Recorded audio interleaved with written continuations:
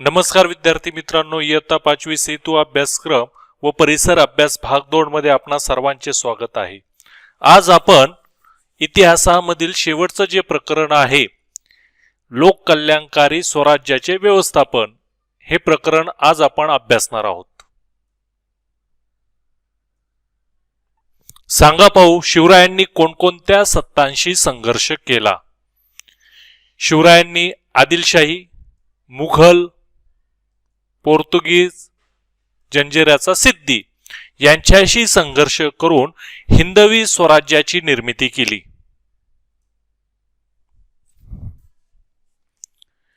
राज्यकारभाराचे काम व्यवस्थित चालावे म्हणून शिवरायांनी राज्यकारभाराची 8 खात्यामध्ये विभागणी केली। हेच शिवरायांचे अष्टप्रधान मंडळ होय। प्रत्येक खात्याचा एक प्रमुख नेमला, त्यातूनच महाराजांचे अष्टप्रधान मंडळ साकार झाले। अष्टप्रधान मंडळाच्या माध्यमातून चालवलेले शिवरायांचे स्वराज्य हे खऱ्या अर्थाने लोक कल्याणकारी राज्य होते। या अष्टप्रधानांच्या व इतरही महत्त्वाच्या अधिकाऱ्यांच्या नेमणुका त्यांची पात्रता व गुणवत्ता पाहून महाराज स्वतः करत। त्यांच्या कारभारावर महाराजांची देखरेख असे। माहित आहे का तुम्हाला, लोक कल्याणकारी राज्यात प्रजेच्या अन्न, वस्त्र आणि निवारा या जीवनावश्यक गरजा पूर्ण होतात। स्त्रियांचा सन्मान केला जातो। सामान्य जनतेची, शेतकऱ्यांची फसवणूक होत नाही। कोणावरही अन्याय होत नाही। प्रजेला जलद न्याय मिळतो। शेती आणि उद्योगांचा विकास होतो। प्रजा सुखा समाधानाने राहते। श्री शिवछत्रपतींनी निर्माण केलेल्या स्वराज्यात त्यांची प्रजा सुखा समाधानाने राहू लागली।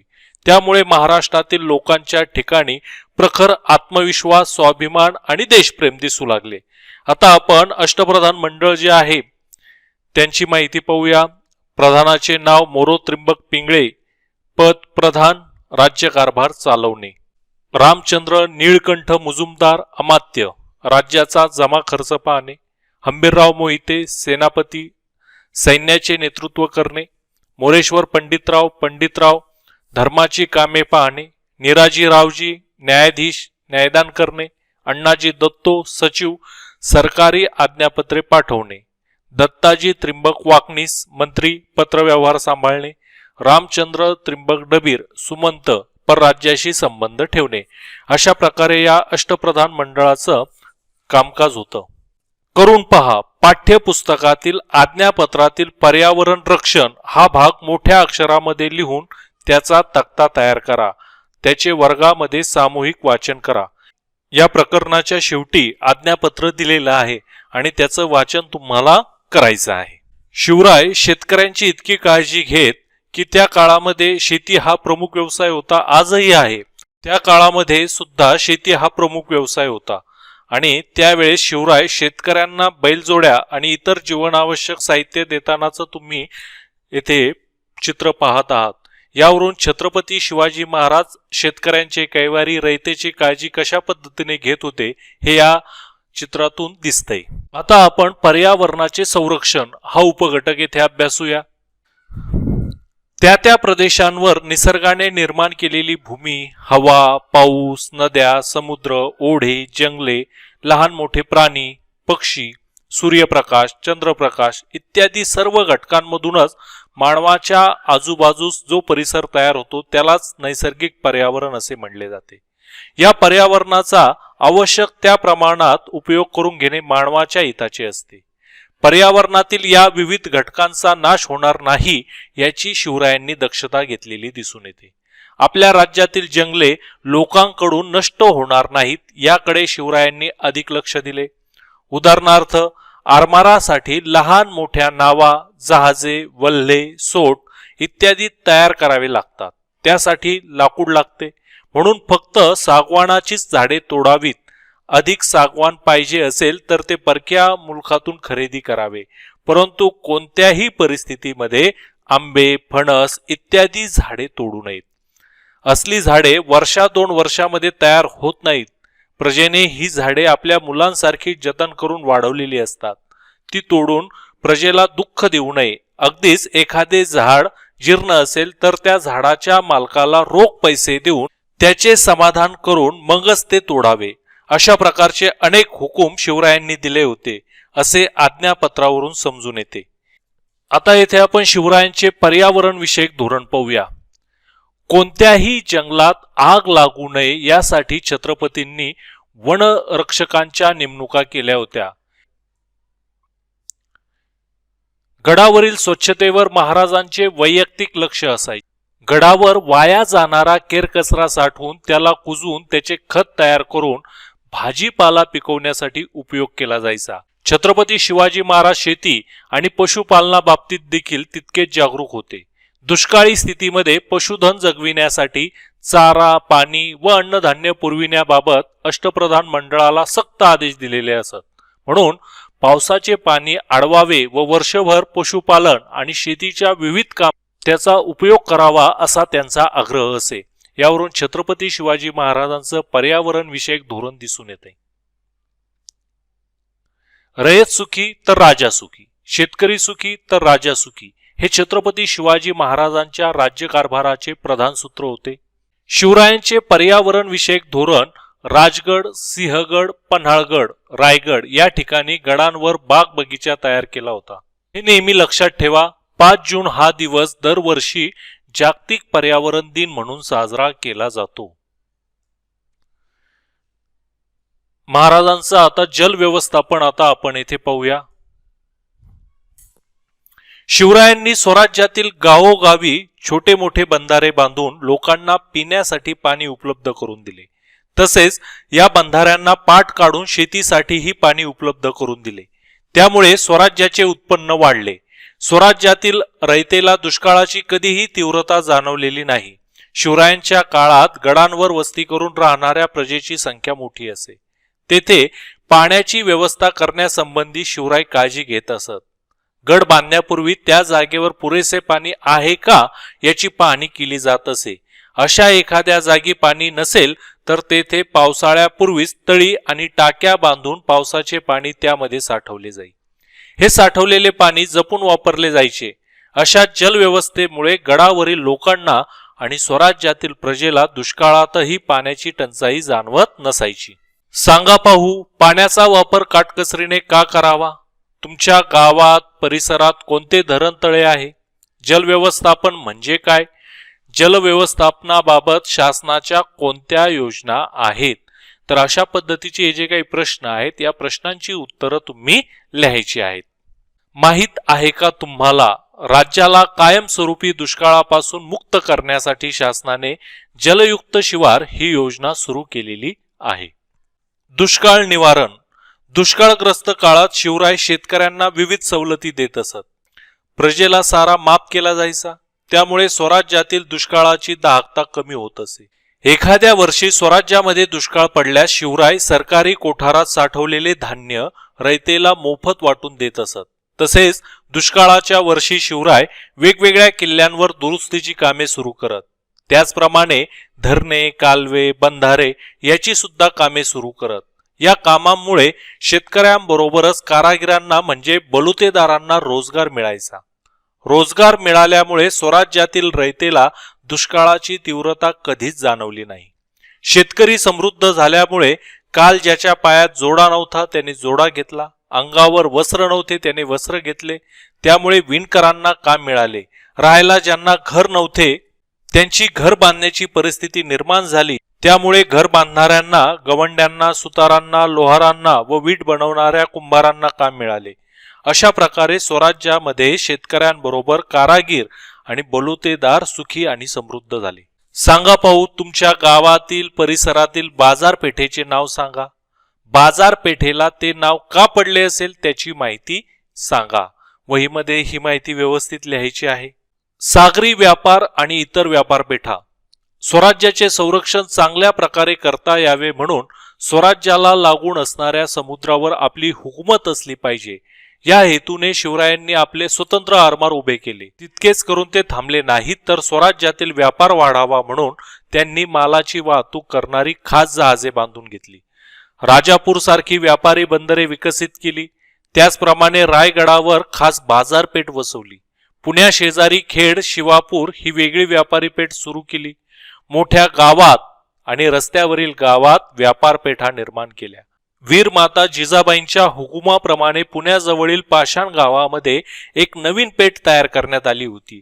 तिचा उल्लेख जिजापूर म्हणून केला जात असे. स्वराज्यातील व्यापार वाढावा म्हणून शिवरायांनी बाहेरील प्रदेशातून येणाऱ्या वस्तूंवर जास्त कर बसवला. पोर्तुगीज हद्दीत येणाऱ्या मिठावर त्यांनी अधिक कर बसवला. त्यामुळे त्या मिठाची किंमत वाढली. या उलट स्वराज्यात तयार होणाऱ्या मिठावरील कर त्यांनी कमी केला. त्यामुळे लोकांना स्वराज्यातील मीठ स्वस्त मिळू लागले. अर्थातच स्वराज्यातील मिठाचा व्यापार वाढला, त्यामुळे स्थानिक व्यापाराला चालना मिळाली. स्वराज्यातील व्यापार उद्योगांची वाढ होण्यासाठी शिवराय प्रयत्न करत होते. आपल्या प्रजेची व्यापाऱ्यांकडून कोणत्याही प्रकारची फसवणूक होता कामा नये याकडे ते जातीने लक्ष देत. कोकणामध्ये नारळ, सुपारीच्या व्यापारामध्ये लोकांची फसवणूक होत असे. हे समजल्यावर शिवरायांनी तेथील सुभेदाराला ताकीद दिलेली होती. यावरून महाराजांचे किती लक्ष होते हे येथे दिसून येते. स्त्रियांचा सन्मान. युद्धाच्या काळात शत्रू पक्षाच्या स्त्रिया किंवा मुले यांना कोणत्याही प्रकारची इजा करता कामा नये. उलट त्यांना अतिशय मानाने वागणूक देण्याचे हुकूम महाराजांनी दिलेले होते. त्यांनी स्वतः अनेकदा आपल्या वर्तनातून स्त्रियांना मानाने कसे वागवावे याचे आदर्श घालून दिलेले आढळतात. उदाहरणार्थ, कर्नाटकातील बेलवडी येथील गढी जिंकण्यासाठी मराठी सैन्य गेले होते. तेथील गढीच्या रक्षणासाठी मल्लम्मा देसाई या शूर महिलेने मोठा संघर्ष केला. तिच्या पराक्रमाची बातमी शिवरायांना समजली तेव्हा त्यांनी मल्लम्माला आपली धाकटी बहीण मानून तिची गढी व गावे सन्मानपूर्वक तिला परत केली. तसेच तिला सावित्री हा किताब दिला. स्वच्छतेविषयी दक्षता. घरे आणि सार्वजनिक ठिकाणे अधिकाधिक स्वच्छ कशी ठेवता येतील यासंबंधीही शिवरायांच्या काळामध्ये उपाययोजना केली असल्याचे समजून येते. घराभोवती निरगुडीच्या झाडाचे कुंपण घालून घरामध्ये उंदीर, विंचू, किडा, मुंगी यांसारखे प्राणी येणार नाहीत याची दक्षता घ्यावी. त्याचप्रमाणे धूर करून आरोग्याला धोकादायक असणारे जंतू नष्ट करावेत अशाही आज्ञा शिवरायांनी दिलेल्या पाहायला मिळतात. गडावरील बाजारपेठेत रस्त्यांवर केर कचरा राहणार नाही याची ताकीद देण्यात आलेली दिसते. इतकेही करून जर जागोजाग कचरा पडला असेल तर तो गडाखाली फेकू नये. तो कचरा त्याच जागेवर जाळून टाकावा आणि त्यापासून होणारी राख परड्यातील भाजीपाल्यासाठी खत म्हणून वापरावी अशा विविध सूचना केलेल्या आढळतात. शिवरायांनी गडाची उभारणी, तोफा, दारुगोळा, आरमार, पर्यावरणाचे संरक्षण, जल व्यवस्थापन, सागरी व्यापार आणि व्यापारपेठा, स्वच्छतेविषयीची दक्षता या संबंधीचे जे व्यवस्थापन केलेले होते ते आजही मार्गदर्शक ठरणारे आहे. हिंदवी स्वराज्य. हिंदवी स्वराज्य हे शिवरायांचे स्वप्न होते. हिंदवी म्हणजे हिंदुस्थानात राहणारे, मग ते कोणत्याही धर्माचे असोत, कोणत्याही जातीचे असोत, त्यांचे राज्य ते हिंदवी स्वराज्य. उदार धार्मिक धोरण. शिवरायांचे धार्मिक धोरण उदार होते. मोहिमेवर असताना शिवरायांनी मशिदींना उपद्रव दिला नाही. कुरआन शरीफची एखादी प्रत हाती आल्यास ते ती प्रत सन्मानपूर्वक मुसलमानांकडे सोपवून देत. कोणी मुसलमान म्हणून ते त्याचा द्वेष करत नसत. कोणी धर्म बदलला पण पुन्हा त्याला स्वतःच्या धर्मात परत यावे असे वाटले तर ते त्याला दूर लोटत नसत. बजाजी नाईक निंबाळकर हा शिवरायांचा मेहुणा होता. तो विजापूरच्या आदिलशहाच्या चाकरीमध्ये होता. आदिलशहाने त्याला स्वतःच्या धर्मात घेतले. बजाजी विजापुरात राहू लागला. त्याला काही कमी नव्हते, पण आपला धर्म बदलला याबद्दल त्याचे मन त्याला खाई. त्याला वाईट वाटे. त्यामुळे त्याने स्वधर्मात परत यायचे ठरवले. तेव्हा शिवरायांनी त्याला स्वधर्मामध्ये घेतले. नेतोजी पालकर यांची हकीकतही अशीच आहे. नेतोजी पालकर यांचा धर्म बदलला. नंतर त्याला स्वधर्मात येण्याची इच्छा झाली. तेव्हा शिवरायांनी त्यालाही स्वधर्मामध्ये घेतले. माहित आहे का तुम्हाला, शिवराय साधू सज्जनांना फार मान देत. त्यांना मंदिरे प्रिय होती. त्यांनी मशिदींचेही रक्षण केले. त्यांना भगवद्गीता पूज्य होती. त्यांनी कुरआन शरीफचाही मान राखला. ख्रिस्ती लोकांच्या प्रार्थना मंदिरांनाही ते जपत. शिवराय विद्वानांचा आदर करायचे. परमानंद, गागाभट्ट, धुंडीराज, भूषण इत्यादी विद्वानांचा त्यांनी सत्कार केला. तसेच संत तुकाराम, समर्थ रामदास, बाबा याकूत, मौनी बाबा यांचाही त्यांनी बहुमान केला होता. शिवरायांचे 8वे रूप. काळ्या कुट्ट अंधारात आपली दिशा ठरवून वाट काढायची. संकटे आली असता डगमगून न जाता त्यांच्यावर मात करून पुढे जायचे. बलाढ्य शत्रूंशी आपल्या तुटपुंज्या बळाने झुंज देत आपले सामर्थ्य वाढवत जायचे. सहकाऱ्यांना उत्साह देत व शत्रूंना सतत चुकवत यश मिळवायचे. हे सर्व गुण शिवरायांमध्ये होते. आदर्श पुत्र, सावध नेता, कुशल संघटक, लोककल्याणकारी प्रशासक, हिकमती लढवय्या, दुर्जनांचा कर्दनकाळ, सज्जनांचा कैवारी आणि एका नव्या युगाचा निर्माता असे शिवरायांच्या व्यक्तिमत्वाचे कितीतरी तेजस्वी पैलू आहेत. हे सारे पाहिले की पुन्हा पुन्हा वाटते शिवरायांचे आठवावे रूप, शिवरायांचा आठवावा प्रताप, शिवरायांचा आठवावा साक्षेप भूमंडळी. आता आपण यावर आधारित काही प्रश्न पाहणार आहोत. तुम्ही वहीमध्ये या प्रश्नांची उत्तरं लिहायची आहेत. प्रश्न पहिला, तू पर्यावरण रक्षणासाठी काय करशील? प्रश्न दुसरा, सध्या दुष्काळ निवारण्यासाठी कोणकोणते प्रयत्न केले जातात? प्रश्न तिसरा, जागतिक पर्यावरण दिन केव्हा असतो? सांगा पाहू. प्रश्न एक, जल व्यवस्थापन या विषयाची माहिती वाच. या विषयावर तुझ्या शब्दामध्ये माहिती लिही.